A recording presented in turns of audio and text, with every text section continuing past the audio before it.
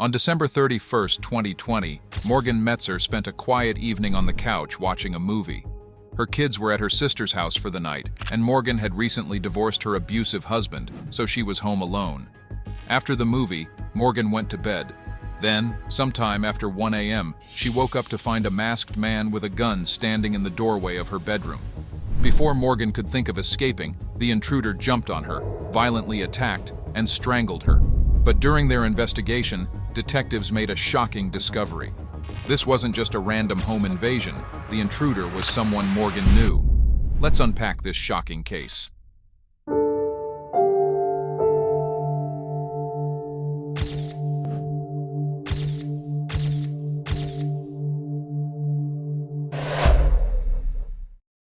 Morgan Metzer and Rodney Metzer met in high school when she was just 14 years old. They started dating and continued their relationship throughout high school. After graduating, they moved in together and lived in Canton, Georgia.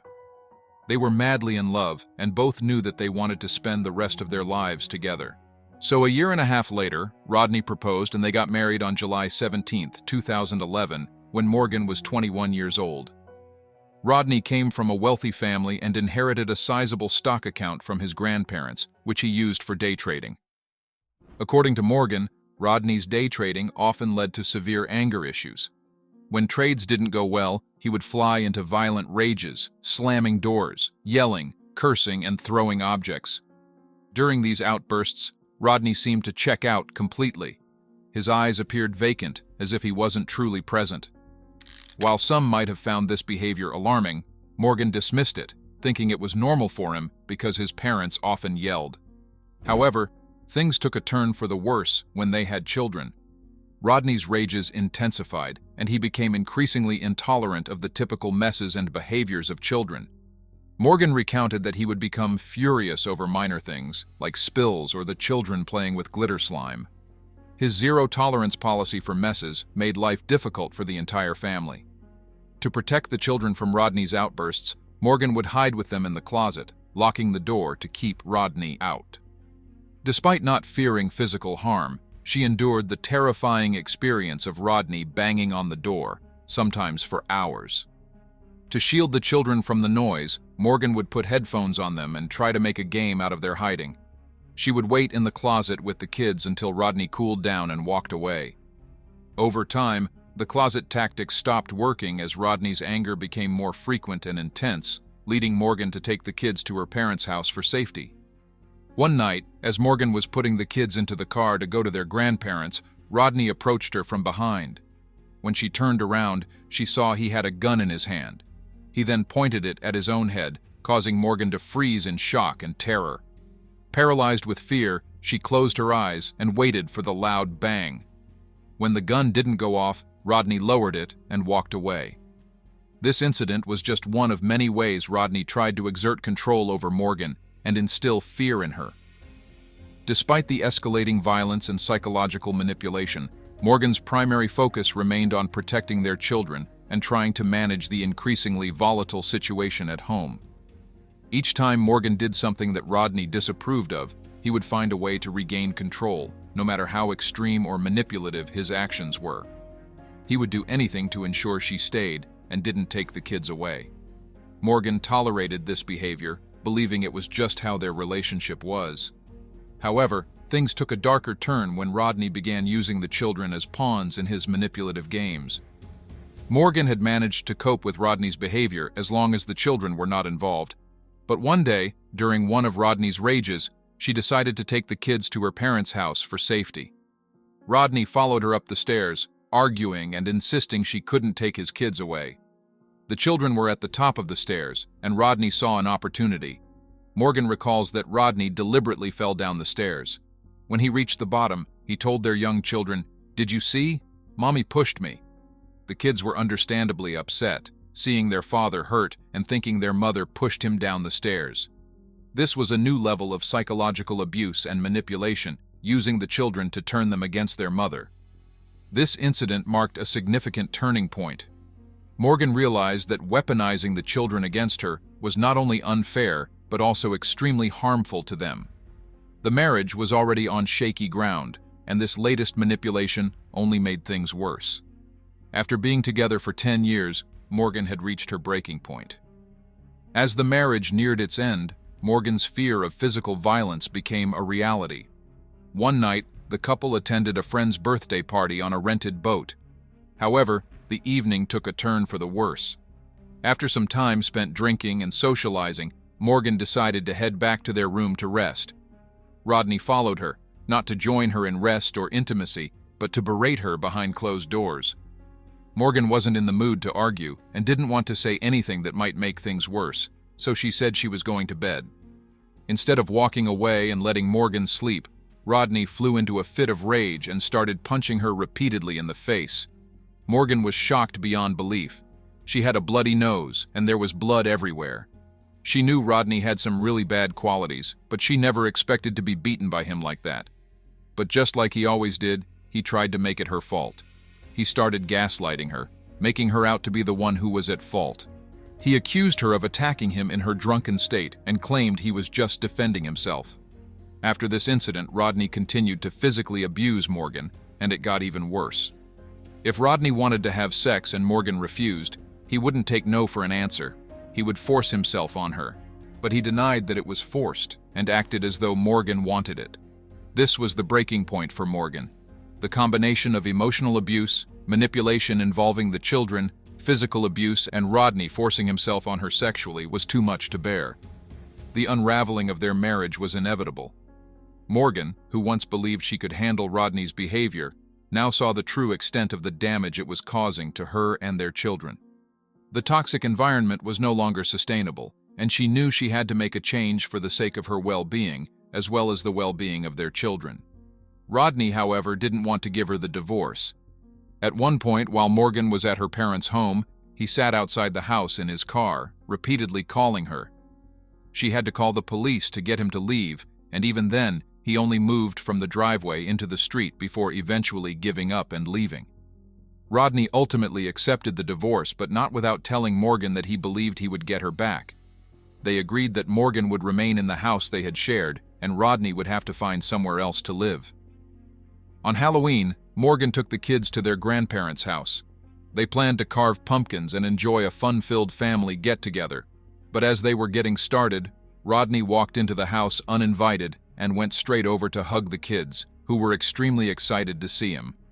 Morgan was angry and extremely frustrated, wanting to tell Rodney to leave, but because the kids were so happy to see their dad, she decided not to say anything at that moment.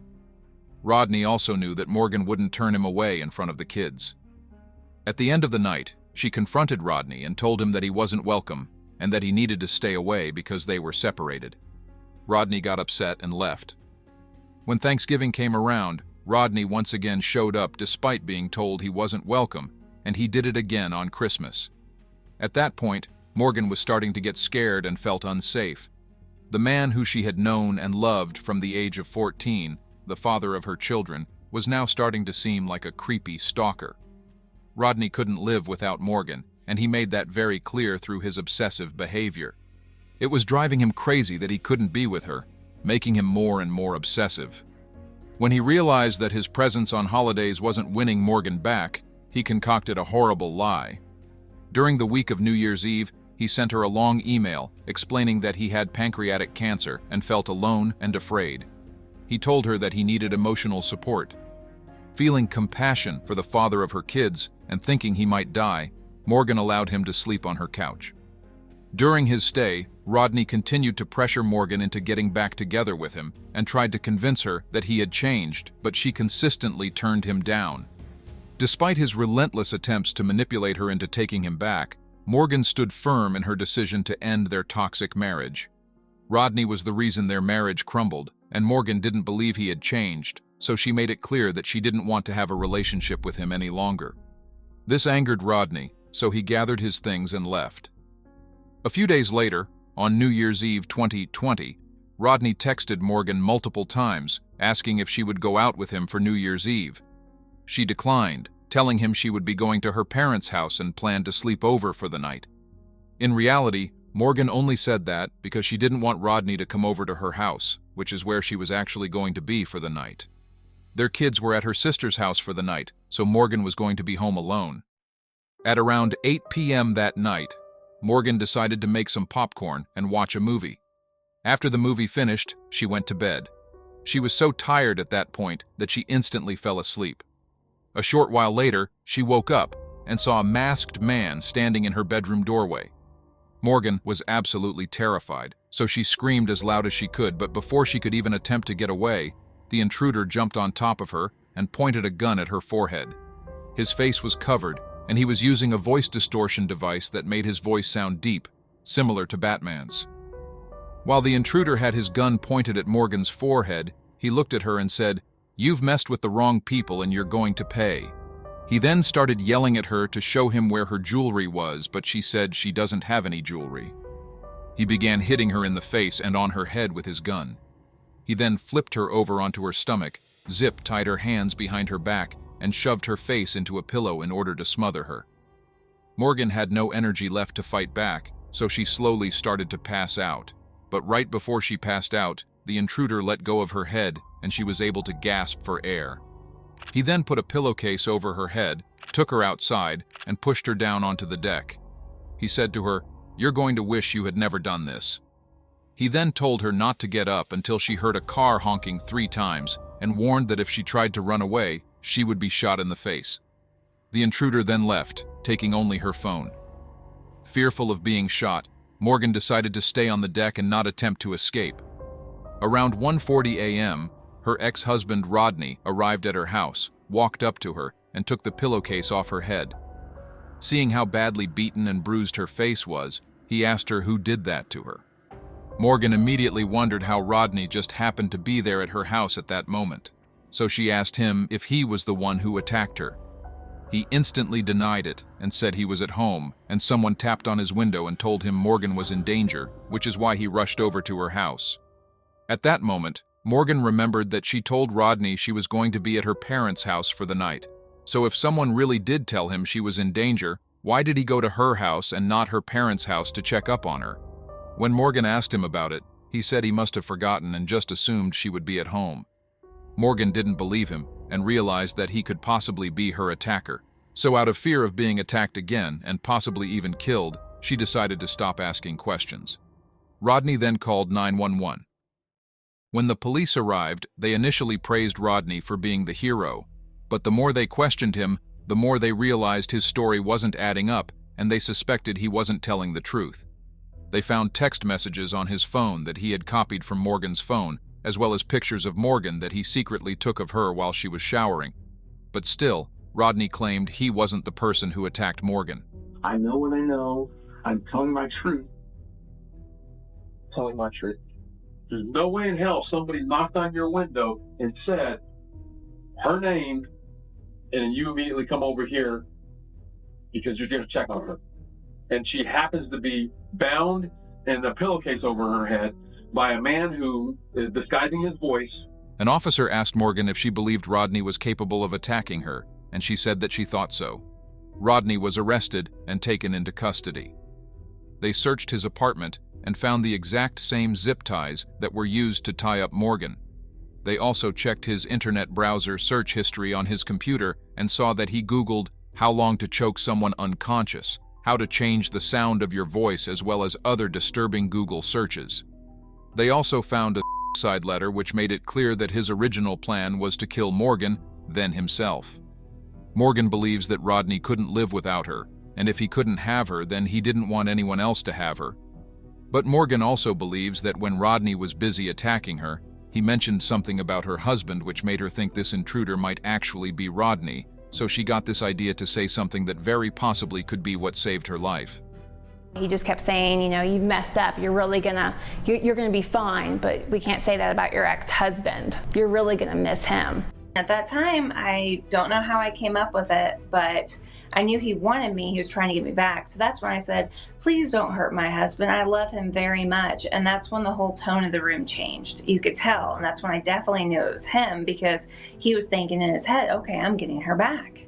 During their investigation, detectives discovered CCTV footage of Rodney purchasing the same zip ties that were used in the attack, despite Rodney having denied even knowing what zip ties were.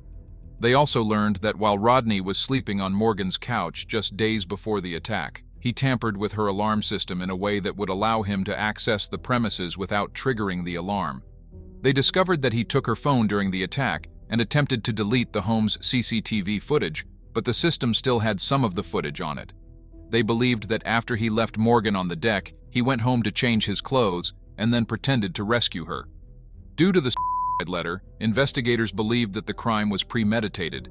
They believed that Rodney's original plan was to kill Morgan, then himself. But during the attack, when she said she loved her husband, his plan changed, and he decided to play the hero and rescue her so that she would get back together with him. Initially, when investigators interrogated Rodney, he denied everything and claimed he was innocent. It's sickening to me that this happened to her, and it's sickening to me that y'all think that I would do this. I'm a very kind, gentle, I don't have an angry bone in my body. But he later realized that there was just too much evidence against him. So on August 4, 2021, Rodney Metzer pled guilty to 14 charges, including home invasion, first-degree burglary, false imprisonment, kidnapping, and aggravated battery. He was sentenced to 25 to 70 years in prison and 45 years probation. He will spend a minimum of 20 years in prison before he'll be eligible for parole. He's going to have 25 years, most of that in prison, to kind of think about what he did to the person that he was supposed to love. This was somebody who was her life since she was 14, the father of her children. So Morgan is the one that is going to have to find her new journey, her new path. Although Morgan was extremely fortunate to survive the horrifying ordeal, the years of gaslighting, psychological abuse, and manipulation by Rodney damaged her in a way that will not only take a long time to recover from, but will also make it very hard for her to ever trust a man again. He'd put certain things in my head and say that I did something wrong, but really it was him that was doing it. He'll say, well, you told me I could do that. Don't you remember that? And I'm sitting in my head thinking, no, but I guess so. And so I would start to believe what he said. He had me convinced I pushed him down the stairs. I did not. He's turned everyone against me, even certain parts of my family at that time, because he convinced them he was the good guy and I was the problem. And situations I look back now, I'm like, wow, that is not what happened. And I can't believe I was just under a spell pretty much, thinking it was all my fault. And there was quite a few times where, I convinced myself even after that maybe it wasn't him, maybe it was somebody else. I can't believe we're doing this to him, guys. He's all I ever known. He's the only person that made me feel safe, and he's also the person that took away my sense of safety as well. So who am I supposed to go to feel safe now?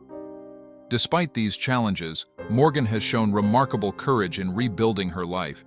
She has become an advocate for other domestic violence survivors. By sharing her story, Morgan aims to highlight psychological abuse and empower others in similar situations. It just feels invigorating to get my story out and to let women hear my story so they can possibly get out of certain situations that I was in earlier. Morgan's story is a powerful reminder of human resilience and the importance of support in overcoming dark times, turning her painful past into a source of hope and inspiration.